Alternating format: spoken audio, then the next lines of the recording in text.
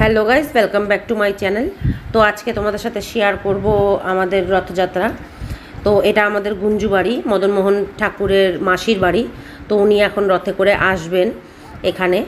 তো এখানে আমাদের গুঞ্জু বাড়িতে 7 দিন ধরে মেলা হয়। তো সবাই এনজয় করে, সবাই আসে, একটা ছোটো মোটো মেলাই বসে। তো এই যে দেখো আমাদের রথে করে মদনমোহন ঠাকুর এসে গেছে। উনিকে কলা লটকা দিয়ে ঢেলানো হচ্ছে, মানে কলা লটকা উনিকে দেওয়া হচ্ছে। তো এখানে এখন আমাদের এই রথটা দাঁড়াবে, তো সব ঠাকুরগুলো নামানোর জন্য।